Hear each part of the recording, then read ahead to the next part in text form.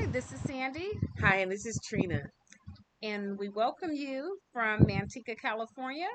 Yeah, and it's sunny here. It is sunny Another today. beautiful day. Let's talk about it. Let's talk about it. We always come to you trying to just at least have a conversation about grief. We hope that we just bring you some information. We have had our own experiences as well, and probably in our last segment you might have gotten some information about Sandy's experience about grief. And then we had a conversation that just kind of came up where we talked about um, these cliches that are out there. And one of the cliches that's out there that just kind of sticks in my mind is when we say rest in peace. We're asking our loved Yes. one that has passed on to rest in peace. But our own living is not peaceful at all. And so that loved one is, you know, hopefully they're rested in peace. But if they knew what we were going through, the turmoil that we might have been experiencing, do we really think? This is a question. Do we really think that they could rest in peace, knowing, some part of us can't move on, uh, or that we're struggling, right? And so, just want to, maybe have you revisit just even your experience with your aunt and uncle and they're kind of if they could talk to us and say what we should do knowing that they're together, and they may very well be resting in peace. So just maybe speak to that. This is a really, really tough yet good subject. And I can tell you that it may mean something different for everyone. Um, but the term rest in peace, it's powerful because it truly is what we want for our loved one. I truly believe it is the ultimate prayer for our loved one is for them to be resting in peace. And what does that mean when I say I pray that you are resting in peace? I think I have to turn it back around to myself and understand if I truly believe they are resting in peace, as I do, then I know they want nothing more than for me to be at peace with that, Mm. with God has decided, the time that He decided, the whom, the where, the how was none of my decision.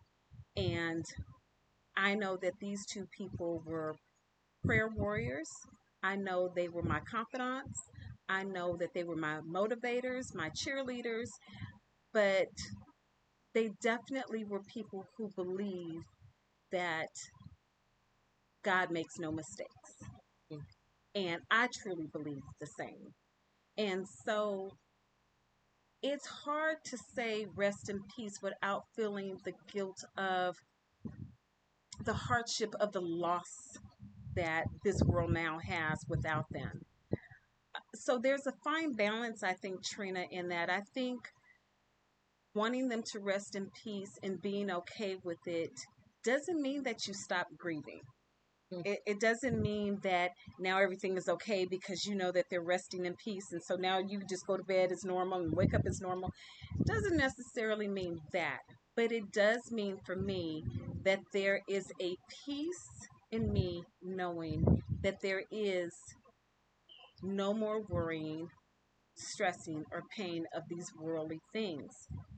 Now, knowing how much they worried and prayed for me while they were here, I can tell you there's no way they will be at peace if they believe that I'm not sleeping, eating, having some kind of normalness back in my life. Of course, we're going to have that grieving period where it's just not even imaginable to do any of those things. But it does come a time that you do gradually, slowly start to accept what is. And in that is where you start to take small steps towards accepting what has happened Mm-hmm. and knowing that they would want nothing more from me then to be okay. Mm-hmm. That will never stop on this earth or beyond. I believe that they rest better knowing that I believe that they're at peace. That's really what they would want for us, our loved ones that have passed on. They would want us to, another term that comes to mind, not necessarily rest in peace. That's for those that have passed on. But how about live in peace? Might be Mm, what they might command us to do right. in their absence. So they're resting in peace. We got to find a way to live in peace. And this kind of, if you focus on what they are of, like you said, if we accept, if we take Hmm. a step, accept, take a step, kind of what you had described to me Hmm. earlier, then eventually we'll find a way that we live in peace. Not, like you said, not that we forget about them, not that the pain is completely gone, but that's in most cases what our family members, our friends, our loved ones would want for us. Yes. How then do we expect them to be resting when we're wrestling, right? And Hmm. so I'd say, yeah, let's just term a new let's give a new term for the living, and it's Hmm. live in peace. And it's not something I'm just suggesting it's easy to do, but it's something to focus on. And we might want to focus on how do we live in peace to honor Hmm. that they are going to rest in peace. Um, That's a great way to describe it. yeah, It really is. it's just a term that we might have to adopt in our day to day.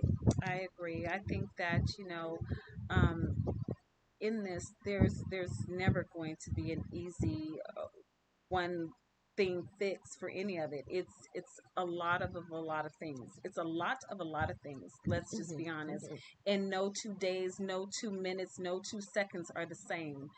And I believe what you just said. I believe if we live in peace, they can rest in peace. Hmm. We honor them. We honor them, and it's a great way to honor someone that we love Hmm. is to carry on and to know that we will meet again. That is my personal belief, in that Hmm. we do well while we're here. And we have a new angel watching over us. And so I think it's important to know that our loved ones never really leave us.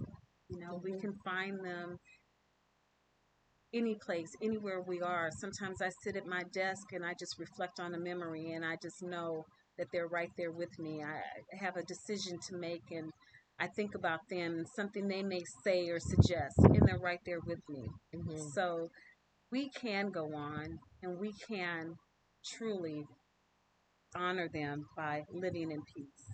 Yeah. It's something that came up when you just were talking, and I thought about how you ever see like because somebody out there might ask, well, how do I live in peace? My heart is in turmoil, my head is in turmoil, everything is in turmoil right now. And I say you have to just search for it, Yeah. right? It's almost Hmm. like the thought that came to mind is when a dog is looking for a bone in the Hmm. backyard, and he might or she might become very rapid in looking for it. And that's how you got to do. You got to search for your Don't give up. peace. Yeah. Don't give up. Search for your peace, like.